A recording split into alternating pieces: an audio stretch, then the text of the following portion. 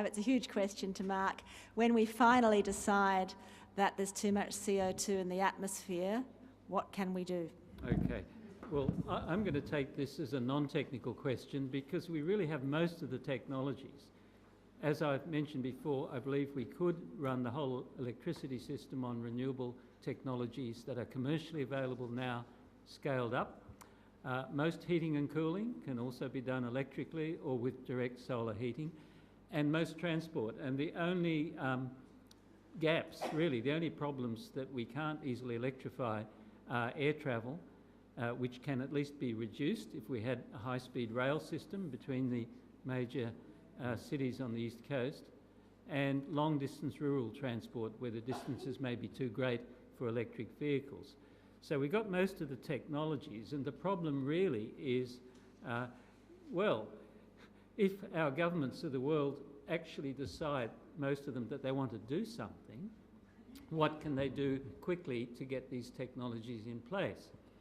Well, sometimes people have said, well, look how quickly during World War II we had very rapid socio-economic change over just a few years. So one of our PhD students who's just submitted his thesis has looked at this problem. What can we learn from World War II that could enable us to do rapid climate mitigation in a non-technical sense? And to sum up in a couple of sentences, what he found was that there are things we can learn from the World War II experience in terms of how to finance the transition, how to manage industry to constrain them, not to make useless things. I mean, this is how it was actually done by all the major players in World War II, and how to create a governance structure that will actually run this.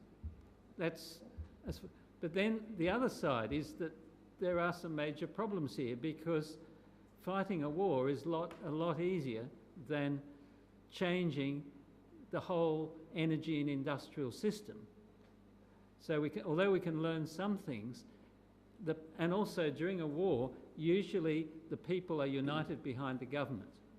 And here we have a situation where vested interests have successfully split the people. Murdoch Press, Australian Financial Review, even, you can go right through the list, the jocks on radio, and so it goes. So it's a more complicated situation here. And the other thing is, of course, that governments may find it easier to do the easy things instead of the hard things, which are to reduce greenhouse gas emissions. So they might support the building of a seawall to protect the Gold Coast, or to protect Manly, for example, which could be split easily by quite a small sea level rise. They might support geoengineering, which means monkeying with the climate on a massive scale without understanding what the consequences are likely to be.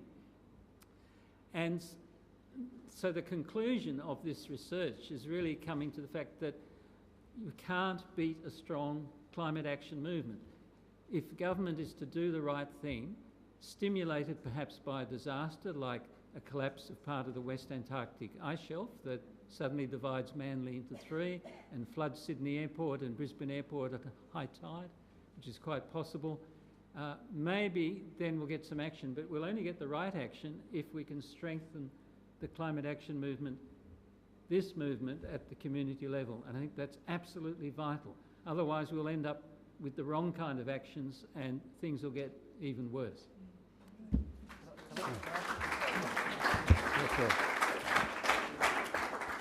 Well, that's certainly how you stop putting carbon into the atmosphere, but I think there was an article last week, some research had been done about the best way of pulling carbon out of the atmosphere, and surprise, surprise, it was to plant trees. And I was at a forum last week with one of the Nationals down in Monero, and the Nationals are clearly saying to their supporters they want to repeal the Native Vegetation Act in the next term of government. And sorry Rob, I'd love to hear, that's a real risk in New South Wales. I'd be really keen to hear if the government have any plans to do that, because we should not be chopping down more trees when land use has been such a big contributor to climate in the last 50 or so years. Okay, well, because I'm getting the microphone too, I want to comment on what Mark said as well, which is, look, probably the most powerful book of philosophy I read was by a bloke called John Ralston Saul, who wrote a book in the mid-90s called The Unconscious Civilization. He said the biggest challenge facing us is that the decisions we have to make, we don't make. We let society make them for us. So we're marketed to, and we follow quite willingly the decisions that are sort of made for us, and we just go through life on the basis of a whole lot of decisions that are preordained. I think one of the greatest challenges we have is making those decisions for ourselves. So in relation to consumption, particularly, this is why I think, and this is why the government's investing more than $350 million into energy efficiency, because we want people to be conscious that they can reach their lifestyle aspirations being much less intensive in their use of energy. One statistic that it always fails to amaze me is never one that people get heated up about, but it's probably the biggest environmental issue that I'm heated up about, which is the fact that 70% of packaged food, so that's food purchased by businesses for the purpose of sale, goes to landfill still in its packaging. 70%.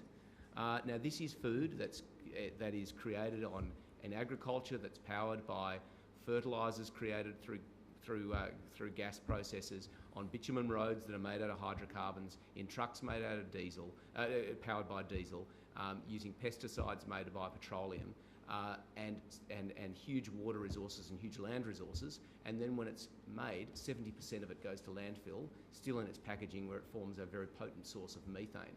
That's something that hasn't even been discussed in the campaign. That's the sort of thing that makes me angry, because it's completely unnecessary, and it's just a result of a society that has lost the capacity to make those conscious decisions about consumption. That's something that we can all do. Governments can make rules about things, sure, but a lot of this comes down to individuals making decisions about purchasing.